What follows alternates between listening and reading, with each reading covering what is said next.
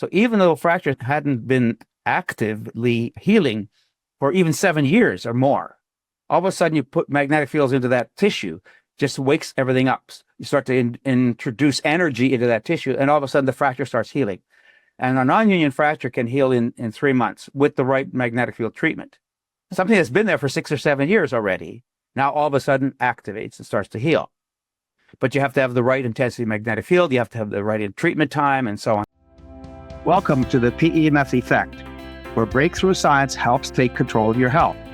I'm Dr. William Pawluk, and I'm here to guide you in tapping into the power of PEMF therapy for recovery, vitality, and total body wellness. From overcoming chronic pain, optimizing brain health, boosting energy, and aging with strength, this podcast is your path to cutting-edge solutions for lifelong well-being. If you're ready to move beyond symptom management and tap into your body's natural healing ability, you're in the right place. Let's dive in. Today's episode is a previously recorded session from a summit where I was a guest speaker. Welcome back to the summit. And today I'm very excited to welcome Dr. William Pawluk. And he's going to be teaching us a lot about PEMF and EMF and how this can also help with hypertension. It's a really nice way to look outside the box of traditional care. How are you today, Dr. Pawluk? Perfect. Thank you. How are you today? I'm very good. Thank you so much for joining us. And we're gonna elevate you to perfect. That's fantastic. I love that. But yeah, I'm excited to learn about your topic, topic experts like this, because there's something about this that I think is so intriguing. And again, I'm excited to learn too. So can we start with just the basics? Can you explain the difference between what a PEMF and an EMF are exactly? Sure. And it's a critical difference. And that's the elephant in the room, because everybody's worried about EMFs like 5G, 8G, 10G, all of that G stuff that's around us. And basically EMFs, so EMF stands for electromagnetic fields, but I call EMF environmental magnetic fields. So the fields around us. And they're, in a sense, more dangerous in some ways than the fields that are generated by an electric stovetop or a hairdryer or, the electronics that basically is around us all the time. So that's not EMF in a sense. It's environmental, but it's not in the same way. And probably not quite as, in a sense, as dangerous. So EMFs are basically designed to be broadcast. They're designed for communication. Because they're designed for communication, they don't care about what happens to what's in the way, i.e. bodies, right? So basically microwaves, which is, basically most of our communication with Wi-Fi and cell phones and so on, is broadcast into the environment, just like radio signals, just like television signals are broadcast into the environment. And as a result, they're designed to deliver a messaging in very short wavelength bands. And so basically the wavelengths that are broadcast in the environment are extremely short. As a result, they are absorbed by the body. And that's the sort of the premise behind a microwave oven. Because they absorb, then they heat and they damage. So they could damage living tissue, but they can also damage dead tissue or water or fruit or vegetables or whatever. So they basically work on the principle of heating because of the absorption. PEMFs, however, are designed by a machine producing a current that's passed through a wire. So imagine that my thumb is the wire that's conducting a current in that direction. But every time there's a pulse of current in that direction, there's a magnetic field automatically generated by it. Basic principle of physics is called the right-hand rule. Every time there's a pulse, there's a magnetic field. And that magnetic field goes out, and as soon as that pulse dies down, it comes back and collapses on itself. So that's called a closed loop. EMFs are open loop. They're broadcast out into the environment. They don't come back. They don't collapse on themselves, essentially.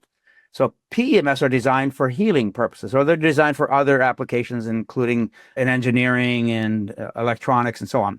But the PEMFs that we're talking about are designed for healing purposes. And you control the current and you control the intensity or the strength of that current, which then produces the changes in the magnetic field. So a weak current is going to produce a very small current.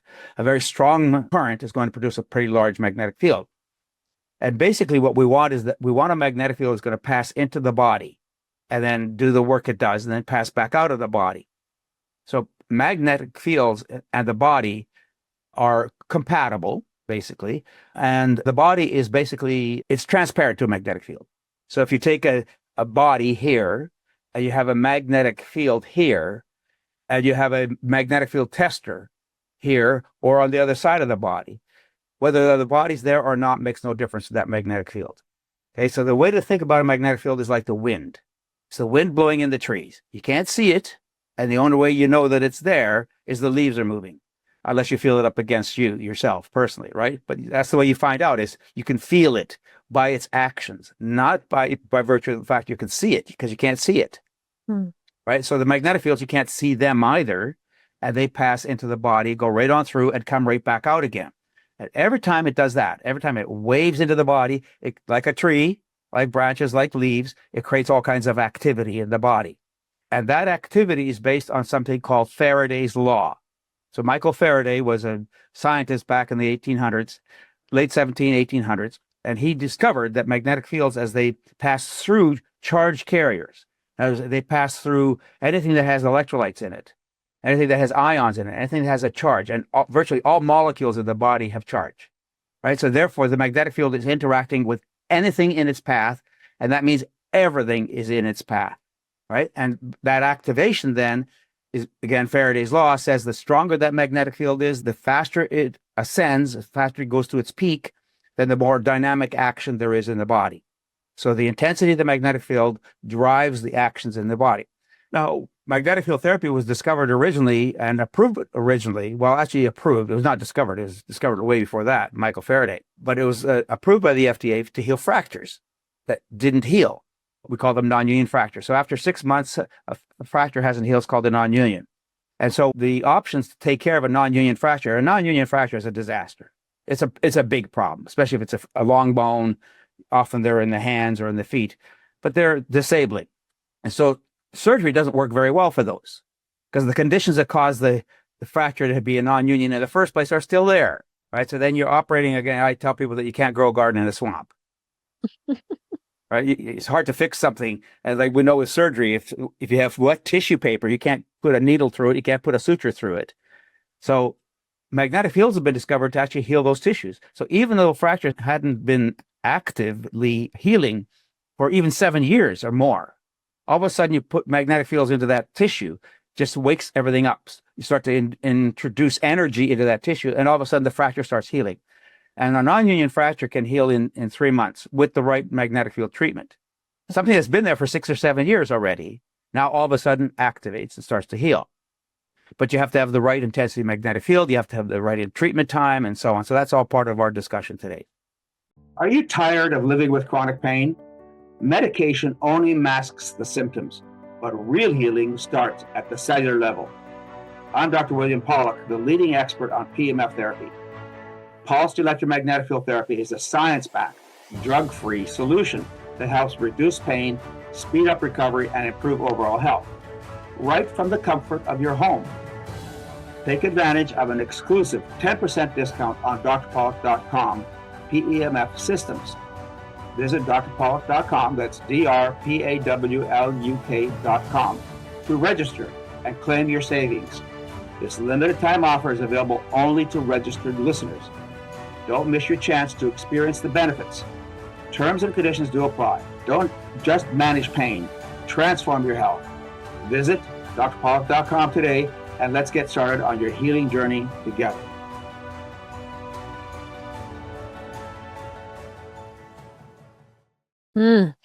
Okay, well, I think that's a good segue to the next question, is basically, what are the basic physiologic actions, right? So what you're saying, it's exciting. So what exactly is occurring? Is this a cellular level? What hormonal, like what exactly is going on? And then what can actually this be used for besides, fractures and stuff?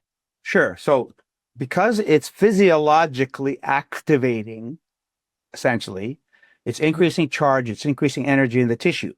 Then the body now has more energy to do the work it should have done in the first place. Okay.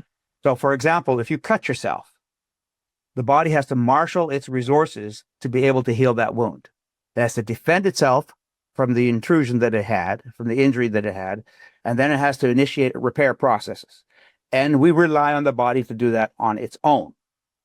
But the body's not efficient in doing that.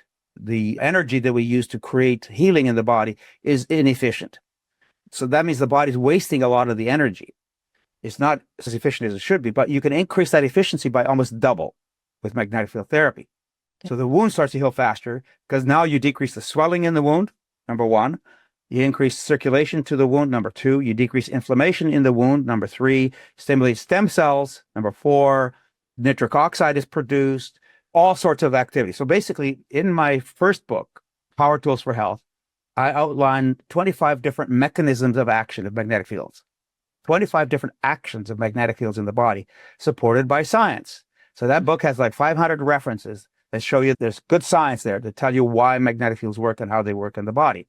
So I can't make your body dial up any particular mechanism. Mm. The magnetic field is a non-specific stimulus to the body to start to activate processes. Because it's non-specific, the body decides what it's going to do first.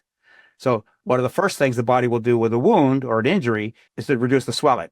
Because you can't grow garden in a swamp. You can't get circulation into that tissue until you reduce the swelling. So anti-inflammatory action first. Then the secondly becomes a circulation action. Then the stem cells come in because circulation's improved, stem cells come in. Magnetic fields also have an automatically natural pain-killing effect. It's called an anti-nociceptive effect. So it's been found even in snails. So snails treated with magnetic fields, you put a snail on a hot plate. What does a snail want to do? Get off the hot plate. Silly. Right. Right? Right. Get off the hot plate. Silly. So what happens if you give magnetic field therapy to a snail say, oh, I'm la-di-da, I'm going to take my time getting off this hot plate. Really? Even with that, is there tissue damage and such? Well, it depends. Well, hopefully you don't have the hot plate too hot. But, right. Because otherwise the snail will get cooked, right? Right. That's curious. Okay. Awesome. And then acupuncture. So the first things that I did when I started working with magnetic fields, I started using it to do acupuncture because I was trained in acupuncture. Yeah. And that was in 1990 when people didn't know what acupuncture was. Right. And said, don't come at me with those needles. Stay away from me with those needles. Right? And so I said, well, how can I do acupuncture? I had 2 years of training in acupuncture. So how can I use acupuncture if I can't do needles? So I discovered that in the Orient, they were using magnets. So I started working with magnets, started working with them extensively, and discovered they were doing all sorts of things in the body that I couldn't understand. I didn't understand the mechanism. So finally, I met with an MD PhD from the Czech Republic who got his PhD in electromagnetic therapies for rehab purposes. And he had translated a lot of the Eastern European science. And so that manuscript, we published that manuscript. It's called Magnetic Therapy in Eastern Europe, a review of 30 years of research. So at that time in 1985 or so, 30 years of research. They'd already been doing it for 30 years. Wow. Okay. Right? And he identified the mechanisms, all the different mechanisms of action of magnetic fields. And that just blew the doors wide open in terms of what magnetic fields could potentially do. Okay. That is really fascinating. As far as when you think about things such as a systemic illness, which I do think of hypertension, right? It's affecting all parts of the body and different things. A variety of different mechanisms could be at play. How have you seen that type of therapy be helpful for these type of situations? Well, two things. So number one, the toe bone is connected to the head bone. Right. Exactly. Right? So we sometimes forget that. But when you stub your toe, you'll find out very quickly how connected it is to the head bone. So anything in the body, any treatment anywhere in the body is going to have a systemic effect. There was a study done in people with chronic wounds where they did magnetic therapy to the arm or to the chest. The theory being that the bigger the volume of blood that you're stimulating with the magnetic field, the more action there's going to be in the body. And so they use the arm as a control versus the chest. And what they found is that the magnetic field therapy, either place, healed these chronic leg wounds, even though they were not being treated directly. Really? It healed the leg wounds in the same amount of time it took to use standard medical therapies to heal them. Okay. Just by stimulating someplace else. However, we do know they didn't actually experiment to see whether magnetic therapy directly would have healed it much faster. We know that it would, because the indirect actions are weaker than their direct action. Okay. So there's a systemic effect. So even if you stimulate your hand, we know there's a systemic effect. In fact, I did this experiment. I put a magnet on somebody's hand, and the hand would turn red because of circulation. Circulation starts to increase. I looked at the opposite hand. It got redder too. Not as red, but it got redder. I even looked at the foot, and the foot got redder. Okay. So that action caused a systemic reaction, systemic vascular reaction by Right. increasing circulation to those tissues. Okay. All right. So they're all connected.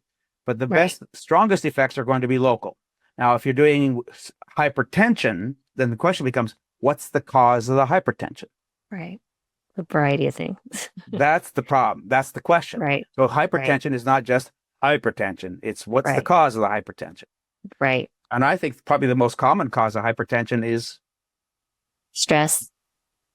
Yeah. yeah, Oh, I think that's a very big part, especially this kind of grade 1 hypertension that's just not controlled. And yeah, no, I get it. And so many people are doing some other things too, and some resistance is an issue. But yeah, absolutely. So, how would you approach someone with hypertension? What would you do if someone is coming to you and say, "Can you help me?" Maybe they have hypertension or diabetes and a few other chronic illnesses.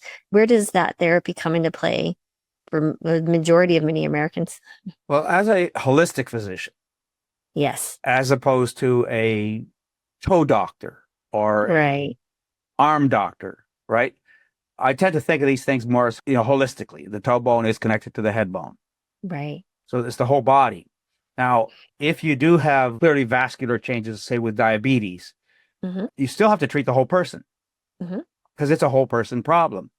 Mm-hmm. So it's basically hypertension is a whole person problem to me. Yes. You have to really treat the whole person. Now, if the cause is primarily systolic hypertension and you can reduce their anxiety and their blood pressures come down, and you do that continuously and the blood pressure stays down, well, then you know that that's probably where you got to be treating more than anything. With chronic illnesses, as you said, the problem then becomes, again, much more systemic. And with diabetes is a whole body vascular problem. It's not just a kidney problem. It's not just an eye problem. It's not just a leg ulcer problem. It's a whole body problem. So therefore, you need to do whole body treatment. So you can design your therapeutic approach based on the etiology, the probable cause in any given person. Now, there are consequences to elevated systolic hypertension, Mm-hmm. right? Chronic elevated systolic hypertension. So even though it's systolic and not diastolic, Mm-hmm. right, then you still have to treat the consequences too, Mm-hmm. because that can cause cardiomegaly, Mm-hmm. right? It can cause peripheral changes, Raynaud's. If your blood vessels are constantly constricted, and then you had smoking on top of that, then you need to deal with those consequences too. But at the very least, at one point, you just lower the blood pressure, and you could do that with magnetic field therapy too. Your body was designed to heal, but illness, chronic disease, stress, injury, and time can slow that process down. What if you could restore your body's natural ability to recover, recharge, and feel its best? The key to healing is giving your body the energy to repair itself. PEMF therapy does exactly that. Recharging your cells, improving circulation, reducing inflammation, and helping you function at your best. For decades, I've studied this technology, worked with hundreds of medical professionals, and helped thousands of people reduce pain, regain energy, and take control of their health. However, not all PEMF devices are created equal. No one size fits all. We offer personalized consultations so you can find the right device for your needs, backed by real science and trusted results. If you're ready for a real solution, let's talk. Schedule a consultation at drpawluk.com. That's drpawluk.com, because real healing starts at the cellular level. Another one that might be partly responsible is like maybe chronic pain, because you had mentioned Totally. bone health and different things. So let's say someone has chronic pain, it could be even related to vascular health, right? Because you can get basically when someone's walking, right, they have arterial, the blood is not flowing to the lower extremities very well. Or maybe even with diabetes, there's diabetes and hypertension at play here that are destroying the vasculature of the farthest points to the body, like the feet, and you worry about things like that. How does that come play? Because, obviously pain can also cause stress and elevate blood pressure in general as well. So as I mentioned, I think magnetic field therapy has a natural anti-pain killing effect. Mm-hmm. But I could just give you Tylenol if that's all I want to do. Right. And maybe that's enough.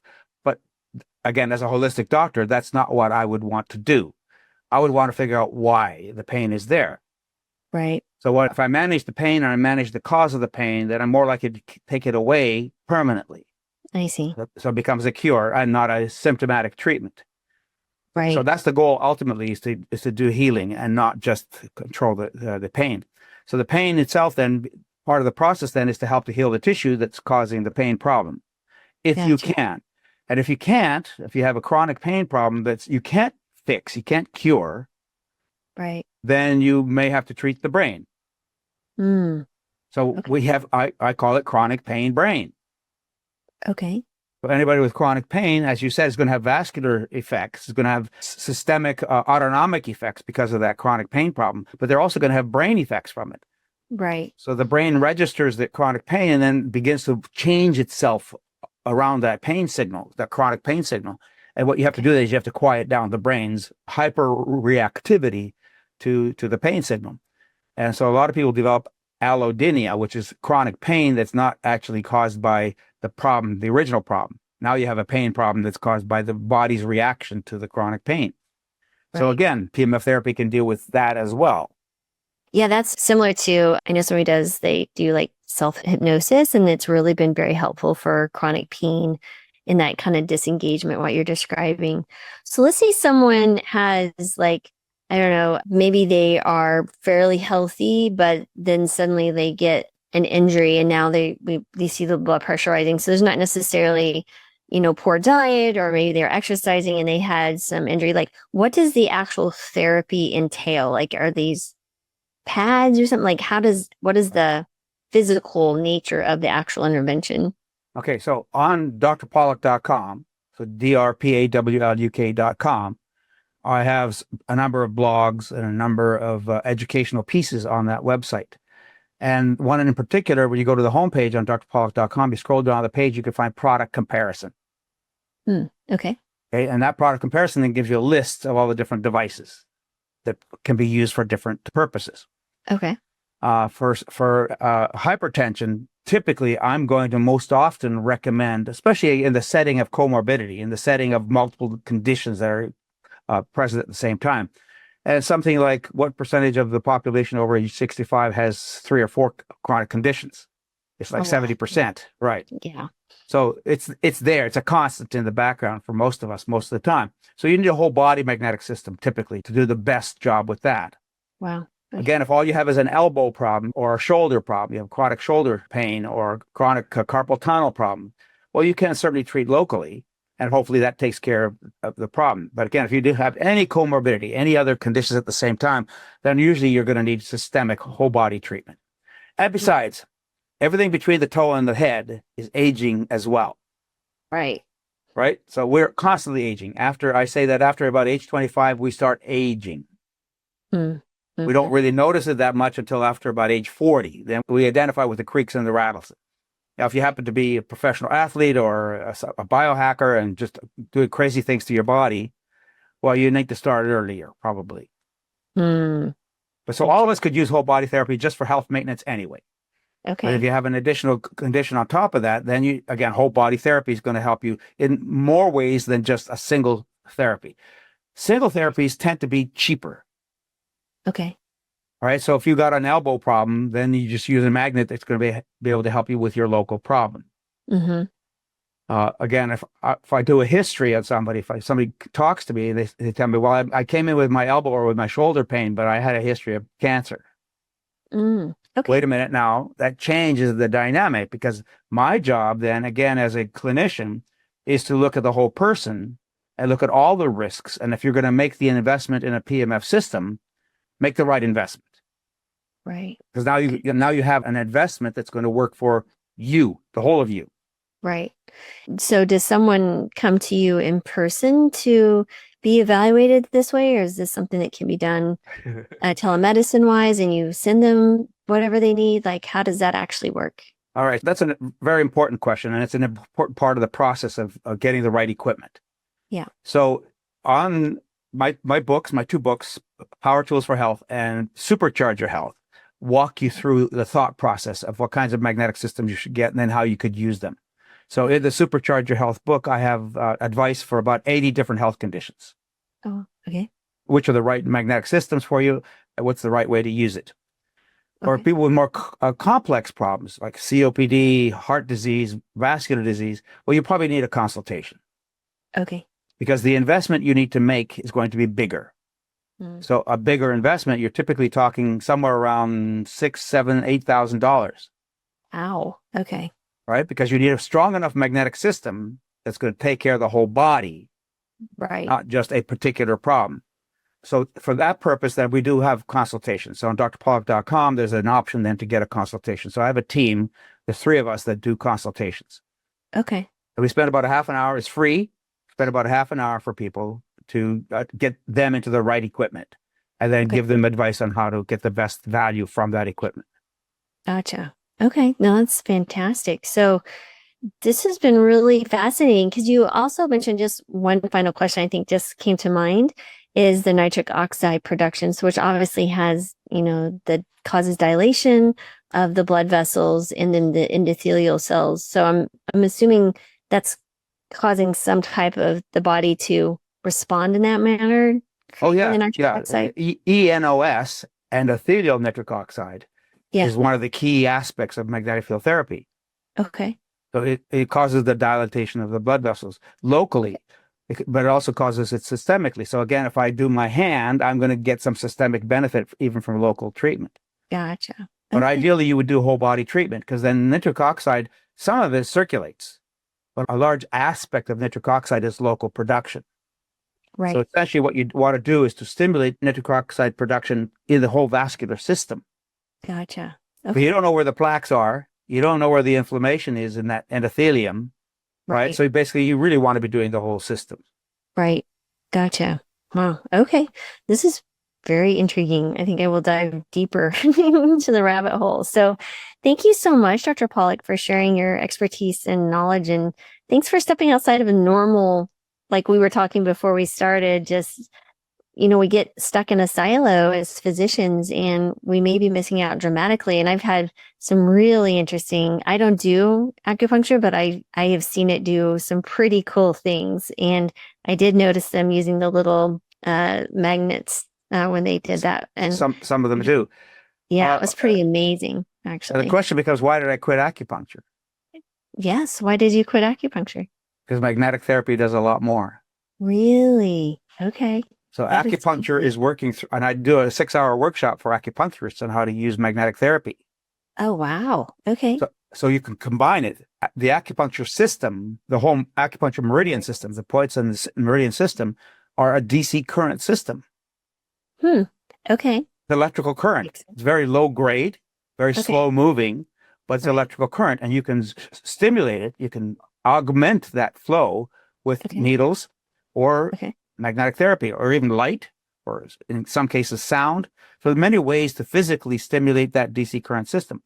But magnetic therapy, because of the principle of electro and magnetic, they always go hand in hand. So if you have an electrical system and you pass a magnetic field through it, what are you doing? You're zooming it. You're amplifying it, increasing it tremendously. Okay. And so magnetic therapy does healing. Acupuncture does less healing than it does physiologic management. So you put a needle in here and it affects the system electrically, right? It affects the brain and so on, but it doesn't do direct healing. I So see. in other words, it's not going to heal an elbow. It's going to make the elbow feel better, Right. but it's not going to heal the tissue. So magnetic field therapy heals the tissue and stimulates the acupuncture system. Okay. Gotcha. Well, that is Dual duty. Yeah, no, it's really fascinating. So, well, thank you again, Dr. Pawluk, for your time. And Pleasure. we will have everything obviously listed here for everyone to look at your resources and your website, drpawluk.com. And I would encourage everyone to definitely check it out. So thank you again for spending time with us today. My pleasure. Welcome to the world of PEMF. Thanks for joining me on the PEMF Effect. I hope today's conversation gave you new tools, insights, and inspiration to take control of your health. If you enjoyed this episode, don't forget to subscribe, leave a review, and share it with someone who could benefit from PEMF therapy and holistic healing. Your body has the power to repair, recover, and thrive. Sometimes it just needs the right charge. Until next time, stay curious, stay proactive, and keep powering up to better health.